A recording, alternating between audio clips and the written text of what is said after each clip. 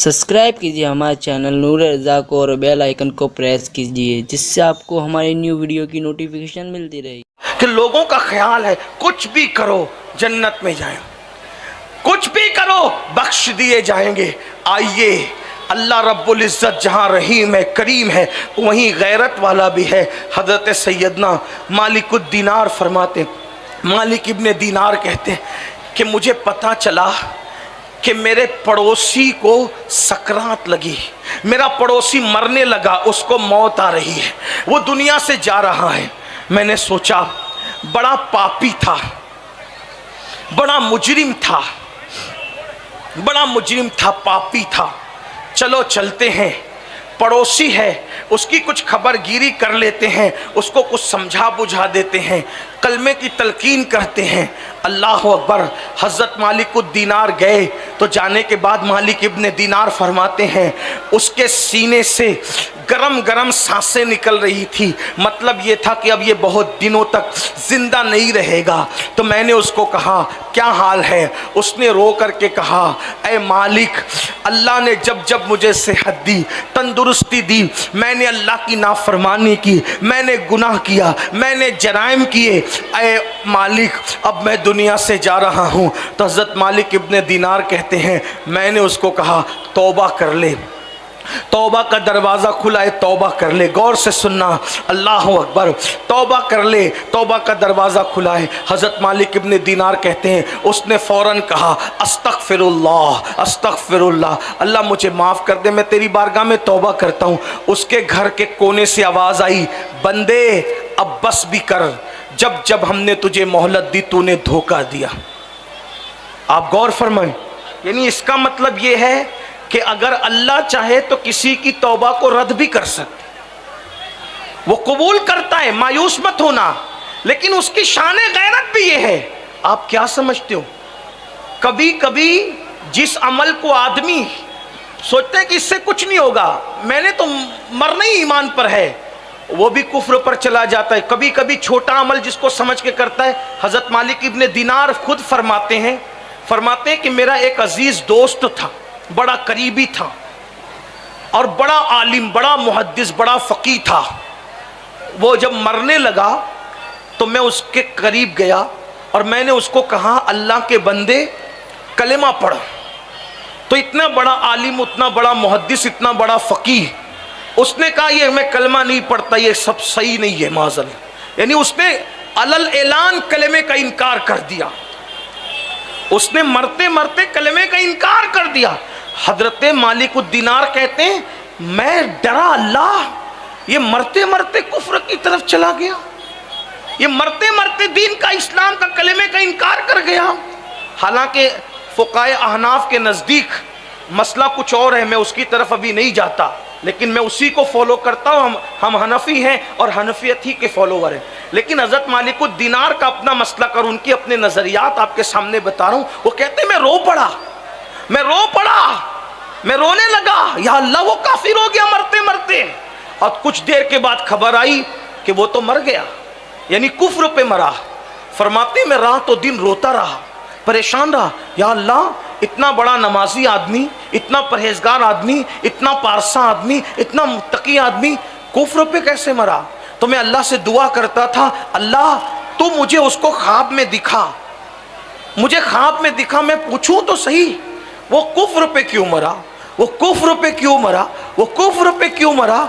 मालिकुद दीनार कहते हैं बहुत दुआएं की, बहुत दुआएं की, रातों दिन दुआएं की, पांचों वक्त में दुआएं की। आखिरकार एक रात मैंने क्या देखा कि वही बड़ा नेक, मुत्तकी, परहेजगार जिसको हम समझते थे, बड़ा आबिदो जाहिद था, वो जहन्नम के अंदर है। तारकोल का लिबास उसके बदन पर है, उसके पैरों में जहन्नम की आग की जूतियां हैं, उसके पूरे बदन पर जहन्नमी लिबास है। मैंने उसको देखा तो रो पड़ा, वो भी रो रहा था। मैंने पूछा जालिम, तू तो बड़ा मुत्तकी, बड़ा परहेजगार, बड़ा आबिद व जाहिद कहलाता था, बता तू कुफ्र पे कैसे मरा, तू काफिर होके कैसे मरा?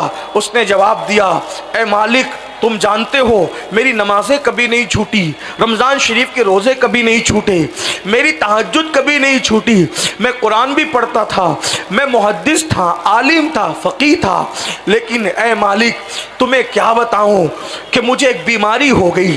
गौर से सुनना, इसी पे बात पूरी कर रहा हूं। वो कहता है मुझे एक बीमारी हो गई, मैं तबीबों के पास दौड़ता रहा, हकीमों के पास दौड़ता रहा। तबीबों ने और हकीमों ने कहा तेरी बीमारी का इलाज नहीं है। आखिरकार एक यहूदी हकीम के पास गया तो उसने मुझे कहा कि देख, तेरी बीमारी का इलाज तो मेरे पास नहीं है, अलबत्ता जो तुझे तकलीफ है वो तकलीफ दब जाएगी।